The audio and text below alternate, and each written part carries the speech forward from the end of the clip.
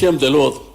మనం మీటింగులు పెట్టినప్పుడు, లేకపోతే మనం ప్రభుత్వంలో ఉన్నప్పుడు ఇనాగ్రేషన్లు అప్పుడు కానీ, లేకపోతే ప్రభుత్వం పోయిన తర్వాత ఇక్కడ ఉన్నటువంటి మా అక్క చెల్లెళ్ళు ఒక ప్రోగ్రాం పెడితే వస్తారు ఆడికి, మనం వాళ్ళని చూసి సంతోషపడతాం. కానీ మనము తెలుసుకోనిక 25-30 ఏళ్ళు పడుతుంది. ఆమె ఎట్లొస్తుంది ఆడికి ఆ ప్రోగ్రాం దగ్గరికి? ఇది దూరమైనటువంటి ప్లేస్ కదా, ఆటోలు వస్తుందా, బస్సులు వస్తుందా? ఈ విధంగా ఏమవుతుందంటే వాళ్ళ ఖర్చుల భారం అనేది విపరీతంగా పడుతున్నటువంటిది. అదేవిధంగా మన నాయకులు, కార్యకర్తలు కూడా ఏ కార్యక్రమం పెట్టినా వాళ్ళు వస్తారు. మా దగ్గర ఏంటంటే ఒక సిస్టమ్ ఉంది. మీరు ఒక 1000 మందిని తెమ్మంటే వేయించుకొని ఆ 1000 మందిని తీసుకొని వస్తాం. మేము ఈ మధ్యన కొత్త సిస్టమ్ ఏం పెట్టినామంటే, ఈ కార్లల్లో, ఆటోలల్లో, టెంపోలల్లో తిరిగేది కంటే సింపుల్గా మోటార్ సైకిల్ మీద 2 రావాలనేటువంటి కార్యక్రమం పెట్టినాం. అది ట్రాఫిక్ ఇబ్బంది ఉండదు, ఏ ఇబ్బందులు ఉండదు, మంచిగా మజాగా రోడ్డు మీద మోటార్ సైకిల్ నడిపించుకుంటూ వచ్చేటువంటి కార్యక్రమాలు. ఏదైనా మహిళలు ఉంటే కార్లల్లో వచ్చేటువంటి కార్యక్రమాలు. మీరు వరంగల్ మీటింగ్ పెట్టినా వస్తారు, లేకపోతే ఏ జిల్లాల మీటింగ్, మన పార్టీ మీటింగ్లు పెట్టినప్పుడు వస్తాయి. అయితే రాజకీయాలలో మా కాన్స్టిట్యున్సీ డిసిప్లిన్ కూడా మీకు చెప్తా.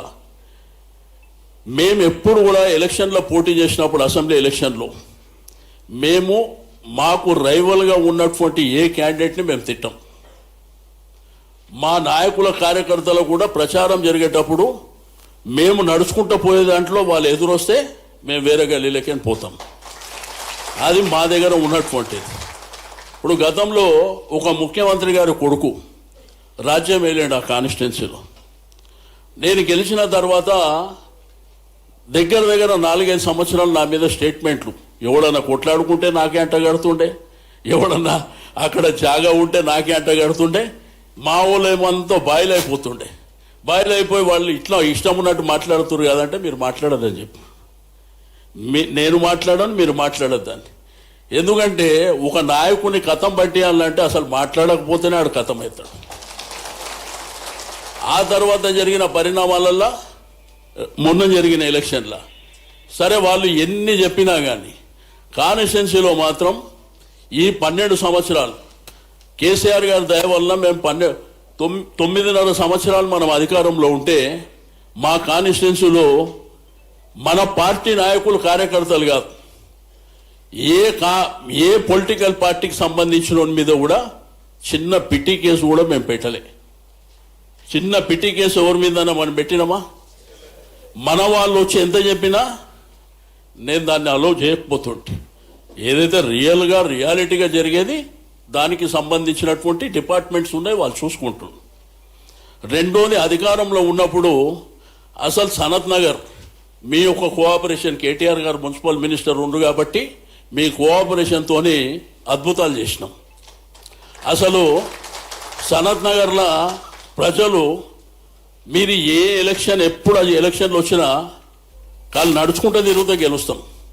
ఎందుకంటే ప్రజలకు ఉన్నటువంటి యాక్సెస్ మాతో ఉన్నటువంటిది. రెండోది, ఎటువంటి కార్యక్రమాలు అంటే అసలు ఇది జరగదు అనేటువంటి కార్యక్రమాలు ఏవైతే ఉంటే ఆ పబ్లిక్ ఏంది, శ్రీనివాస్ యాదవ్ దగ్గర పోతే జరుగుతుందని ఆ పద్ధతిలో చేసుకుంటూ వచ్చినాం. ఇప్పుడు 2.5 సంవత్సరాలు, ఒక నెల అయితే, ఇంకా 15 రోజులు అయితే ఈ గవర్నమెంట్లో మేము ఈ 2 సంవత్సరాల 5 మాసాలలో ఏ పని కోసం మేము గవర్నమెంట్ దగ్గరికి పోలే. ఏ మంత్రి దగ్గరకో, ముఖ్యమంత్రి దగ్గరకో పెళ్లి కార్డు తప్ప ఏ కార్యక్రమం, ఏ పని మీద మేము పోలే. రెండోది, మా దగ్గర పని జరుగుతుంది. ఎందుకంటే మా శక్తి అది. మేము ఉన్నా లేకపోయినా అధికారంలో పని చేపిస్తాం. ఇప్పటి నా కాన్స్టిట్యున్సీలో సిమెంట్ రోడ్లు అవుతున్నాయి, సివరేజ్ లైన్లు అవుతున్నాయి, స్ట్రీట్ లైట్లు అవుతున్నాయి.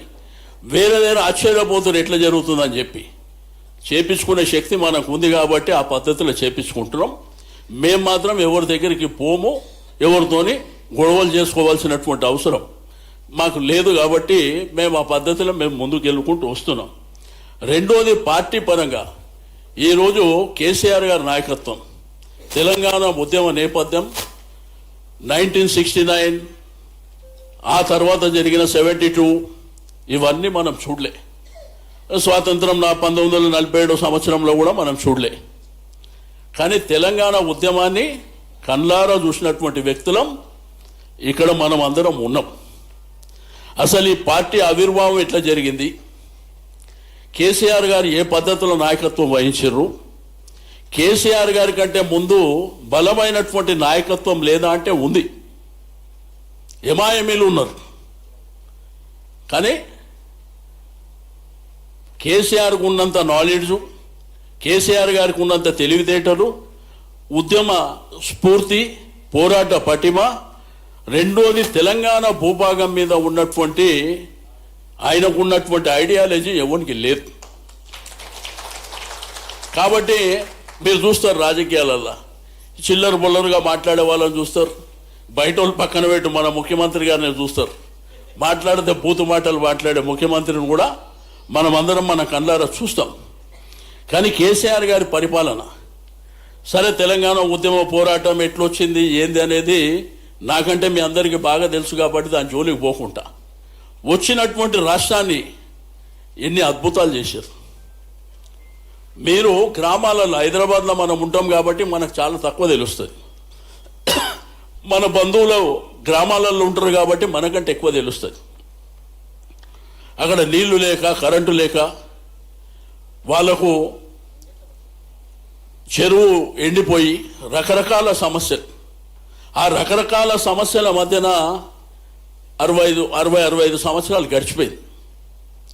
ఆ గడిచిపోయినటువంటి దరిమిల కేసీఆర్ గారు వచ్చిన తర్వాత 24 గంటల కరెంట్, అందరు ఆశ్చర్యపోయారు, దేశమే అబ్బురపడ్డది, ఎట్లిస్తారు 24 గంటల కరెంట్ అని. ఆ తర్వాత మిషన్ కాకతీయ తర్వాత భూగర్భ జలాలు పెంచుకోవడం, ఇరిగేషన్ ప్రాజెక్టుల ద్వారా, మిషన్ భగీరథ ద్వారా ఇంటింటికి నీళ్ళు ఇచ్చేది. ఇప్పుడు చూడు, ఒకప్పుడు గ్రామాలలో మనం ఊర్లకు పండగల పూట పోతే మా అక్క చెల్లెళ్ళు బిందెలు ఎత్తుకొని పోతుండే, కానీ ఎండాకాలం చెరువు ఎండిపాయే, బావి ఎండిపాయే. అసలు బతుకమ్మ పండుగ పుట్టిందే అక్కడ. చాలామందికి తెలియదు బతుకమ్మ అంటే. ఆ రోజు ఏంటంటే కష్టపడి కష్టం చేసి పొద్దున్న లేచి పొలం దగ్గరికి పోయి మరి దుక్కి దున్ని ఎరువు చేతిలో పంట వచ్చిన తర్వాత పోతే గిట్టుబాటు లేకపోతే ఆ అక్కజల్లంలో ఆడ గట్టు మీద కూర్చొని మా బతికేంది బతుకమ్మ అనేటువంటి పాట స్టార్ట్ అయింది అక్కడ. అక్కడ నుంచి వచ్చినటువంటి బతుకమ్మ కేసీఆర్ గారు పుణ్యమా అంటూ విశ్వవ్యాప్తం అయిపోయింది. ఫ్లైట్లో బతుకమ్మ ఆడుతున్నారు, లండన్లో బతుకమ్మ ఆడుతున్నారు, అమెరికాలో బతుకమ్మ ఆడుతున్నారు. అయితే ఇవన్నీ జరిగిన తర్వాత వారు అద్భుతమైనటువంటి పరిపాలన ఇచ్చిండు. ఆయన ముఖ్యమంత్రిగా ఉన్నప్పుడు ఎన్ని అద్భుతాలు చేశారు. ఒక సెక్రటరేట్ ఈ దేశానికి ప్రైడ్ కదా సెక్రటరేట్. ఆ ముంగట అమరవీరుల స్తూపం, రెండోది భారత రాజ్యాంగ నిర్మాత అయినటువంటి డాక్టర్ బిఆర్ అంబేద్కర్ గారు 125 అడుగుల విగ్రహం, రెండోది జిల్లాకు ఒక మెడికల్ కాలేజ్, ఇంజనీరింగ్ కాలేజీలు కానీ, గురుకుల పాఠశాలలు కానీ.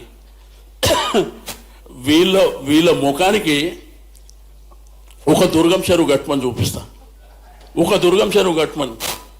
కేటీఆర్ గారు అంటే ఆ రోజు అమెరికాలో చదువుకొని వాళ్ళు రెగ్యులర్గా వారు అక్కడనే ఉంటుండే కాబట్టి ఆ విజను వాళ్ళు చదువుకుంటారు కాబట్టి తన విజన్తోనే హైదరాబాద్ను ఒక డిజైన్ చేసి, అంటే ఒక ఫ్లైఓవరు లేకపోతే అండర్ పాస్, ఇది కాదు, డ్రైనేజీ వ్యవస్థ ఎట్లా, స్టామ్ వాటర్ డ్రైన్ ఎట్లుండాలి, గార్డెన్ ఎట్లుండాలి, పార్క్ ఎట్లుండాలి, ఓపెన్ జిమ్ ఎట్లుండాలి, రోడ్లు.